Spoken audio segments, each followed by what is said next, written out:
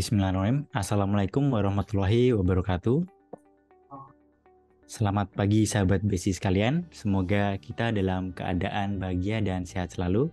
Sebelumnya perkenalkan, nama saya Dimas Danu. Saya UX Engineer dari tim keuangan dan kali ini saya akan membahas terkait fitur-fitur terbaru dari Figma yang menurut saya cukup menarik untuk dibahas di pertemuan pada kali ini. Nah, kira-kira apa aja sih fitur terbarunya? Oke, sebelumnya saya disclaimer dulu. Di sini saya cuma mau bahas beberapa fiturnya aja, kayak auto layout, terus ada variable dan advanced prototypingnya. Oke, yang pertama yaitu ada auto layout yang semakin diimprove dari segi fiturnya, yaitu ada fitur min and max. Nah, jadi lebar dari suatu frame auto layout itu bisa kita atur nilai minimalnya berapa dan nilai maksimalnya berapa. Kita langsung masuk ke contoh aja ya. Misalkan di sini kita punya auto layout seperti ini. Lalu kita mau atur nih nilai minimalnya di 400. Nah, ini sebelumnya sudah saya atur. Kita mau atur di nilai minimal di 400. Lalu kita juga coba atur nilai maksimalnya di 600 misalkan. Ketika frame auto layout ini kita kecilkan, maka nilai value-nya ini akan mentok di 400. Nah, teman-teman bisa lihat di bagian sini, dia akan mentok di 400. Nah, begitu juga jika sebaliknya, ketika kita besarkan, dia akan mentok di 600. Nah, ini cocok banget buat teman-teman yang mau bikin desainnya itu responsif. Jadi untuk mobile, lalu desktop, tablet, kita bisa atur nilai minimalnya berapa dan maksimalnya seberapa. Dan minimal maksimalnya ini nggak cuma buat width, tapi juga bisa juga buat height-nya ya. Jadi bisa kita atur juga di bagian sini, minimal dan maksimalnya berapa. Oke. Lanjut, fitur yang kedua itu ada auto layout wrapping. Jadi ini masih di dalam fitur auto layout. Nah, kalau kita pilih layernya ini, sini kita bisa lihat ada fitur tambahan yaitu wrapping. Sebelumnya cuma ada vertikal dan horizontal ini. Nah, kita coba bikin dia ke horizontal dulu. Ketika kita kecilin, frame-nya ini akan menembus si isi objeknya. Nah, namun ketika kita menekan frame auto layout-nya wrap ini, dia akan isi dari frame ini akan otomatis mengikuti dari frame-nya tersebut ketika kita kecilin. Nah, mungkin kalau dua fitur tersebut kalau secara individu mungkin agak biasa aja ya mungkin. Nah, coba kita gabungin antara fitur min and max-nya tadi, lalu juga fitur wrapping-nya tadi, kita bisa dapat sebuah card ya, di mana card ini bisa kita masukkan ke dalam mobile atau desktop. Jadi card ini ketika kita besarkan, sebelumnya saya udah mengatur minimalnya di sini di 200. Ketika kita besarkan, dia akan berubah menjadi suatu frame yang berbeda dengan yang sebelumnya gitu ya. Jadi ini unik banget, dan untuk auto layoutnya udah diimprove banget.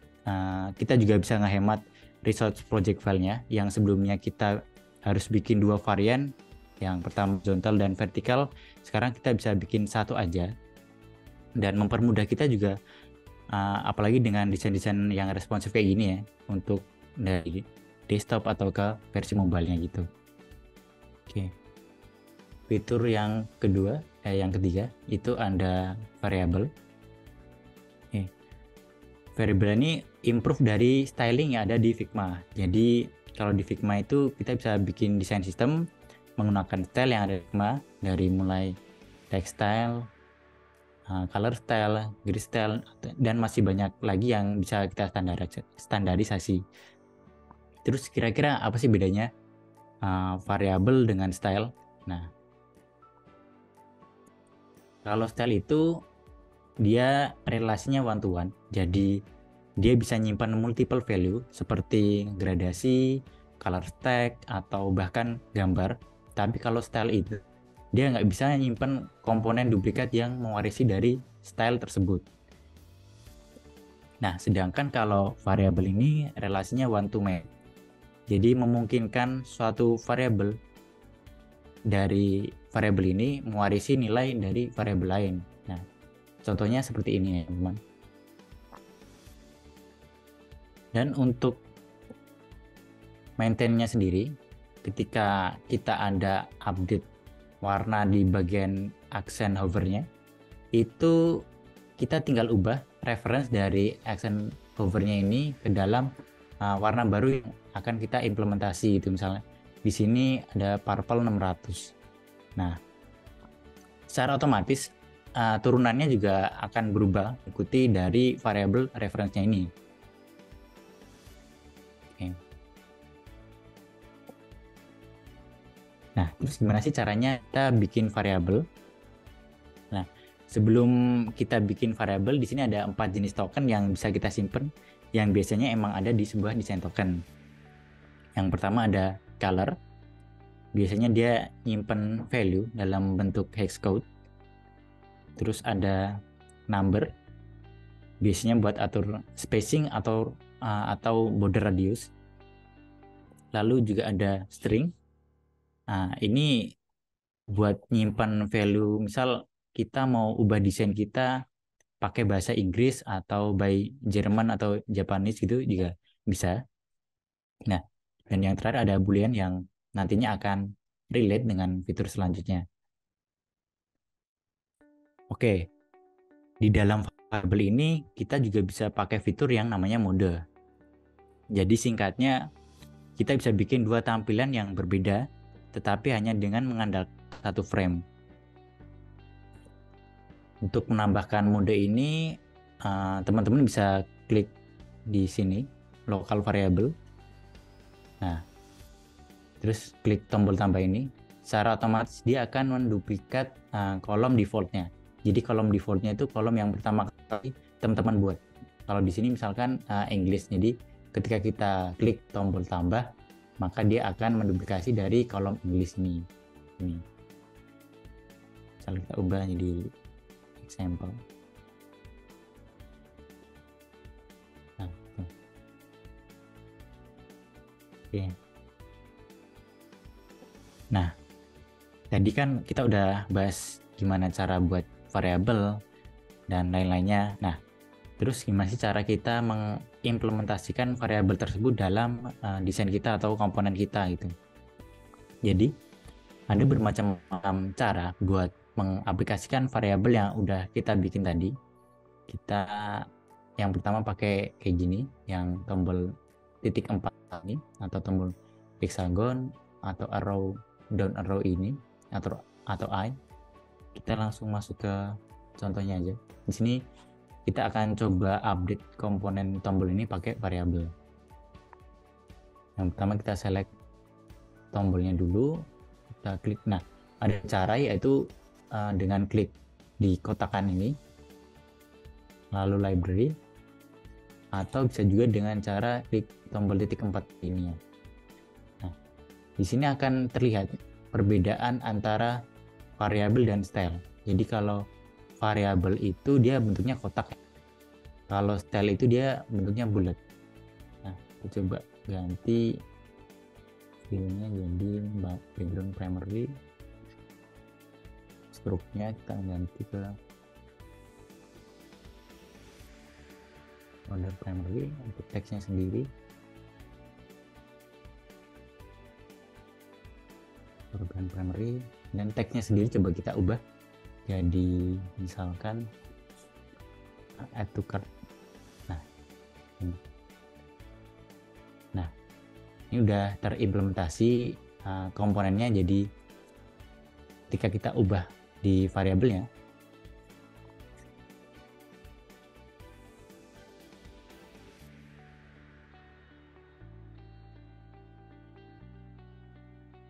misal kita reference background primary-nya kita ubah jadi ini. Nah, dia akan otomatis mengubah semua yang mengikuti yang pakai variabel ini gitu ya. Saat teman-teman udah pakai variabel dan kita udah setting modenya juga, kita bisa nih bikin frame kayak gini. Jadi kita pakai dua mode, yaitu light mode dan dark mode. Nah, ketika kita pindahkan card ini ke dalam frame ini, maka dia otomatis akan menjadi dark mode. Ya. Nah, nggak cuman tentang, jadi kita juga bisa atur tombol ini. Misal kita mau ubah ketika tombol ini masuk ke frame, atau kita membuat dua frame, dua aplikasi gateway misalnya, yang satu dengan bahasa Inggris dan ketika yang saya masukkan diganti dengan bahasa Jerman misalnya gitu. Nah, nggak cuma teks doang, dia juga bisa mengganti spacing atau padding dalam button atau frame tersebut ya. Nah, kita juga bisa mengganti dua-duanya, antara spacing dan juga teksnya langsung gitu.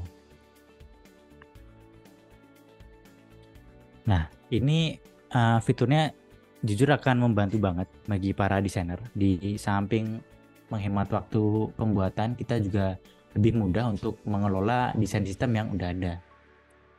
Oke, lanjut fitur yang keempat, itu ada fitur variable prototyping. Jadi di sini Figma udah mengimprove juga buat fitur prototypingnya, buat men-trigger variabel yang udah teman-teman buat sebelumnya. Jadi cara kerjanya kayak gini, waktu buttonnya kita klik, dia akan men-trigger dari action setnya ini. Nah, kalau di sini case-nya kita mau ngeset value dari si variable selected item ini menjadi cherries. Nah, nantinya hasilnya si variable ini akan menyimpan value cherries sementara. Tuh. Nah, contoh lainnya seperti ini. Jadi asumsikan kita udah punya sebuah komponen gambar button dan variabelnya tadi ya. Nah, terus kita ambil dari salah satu varian komponennya ini, kita ambil ke sini. Lalu terus kita juga apply variable plan-nya. Nah, jangan lupa juga buat set action-nya di button-nya ini, di prototyping. Nah, ketika button sudah di set atau sudah di prototyping, maka dia akan ada icon seperti ini. Nah, kita juga bisa set dari sini.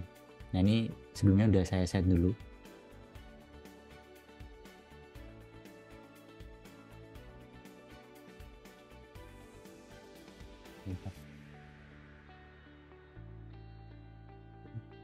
Nah, kita coba play aja.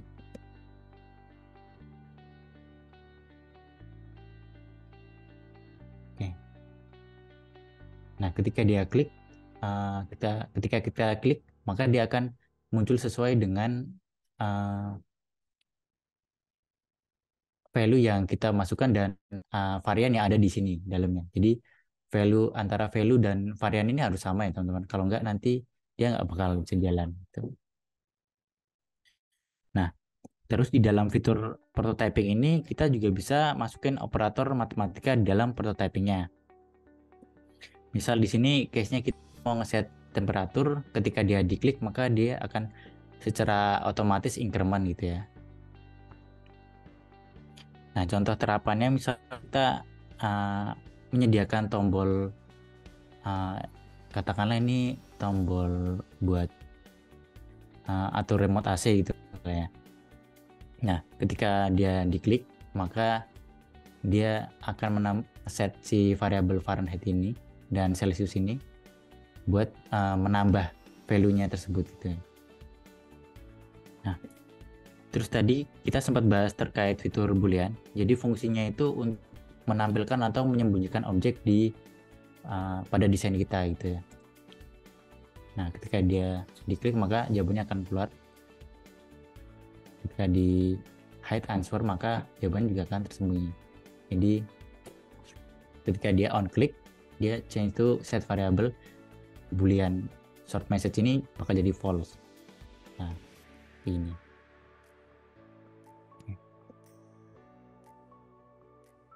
Oke. Yang terakhir ada kondisional.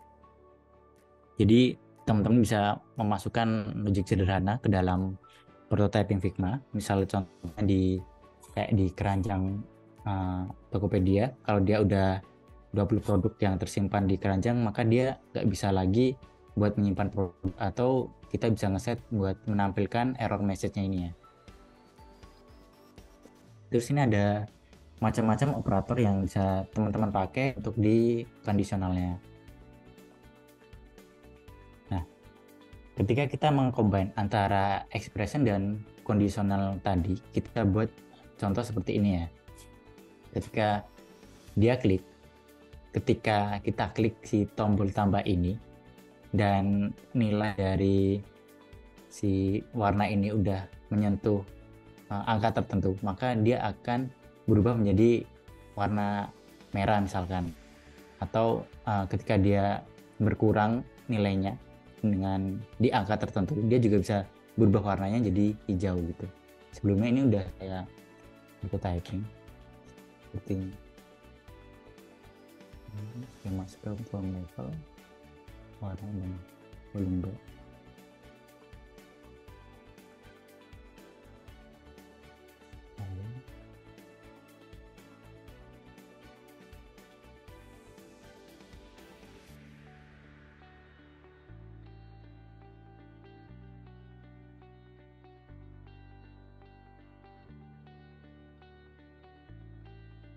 Nah, seperti ini teman-teman.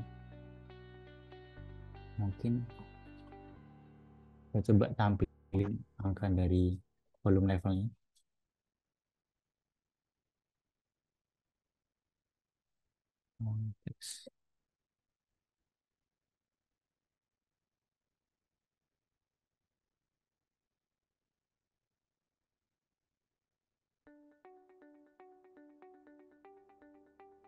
Nah, ketika dia menyentuh angka 300, kurang dari 300, maka dia akan berubah warna menjadi hijau ini. Lalu ketika dia akan menyentuh angka di atas 450 ini, dia akan berubah warna menjadi merah.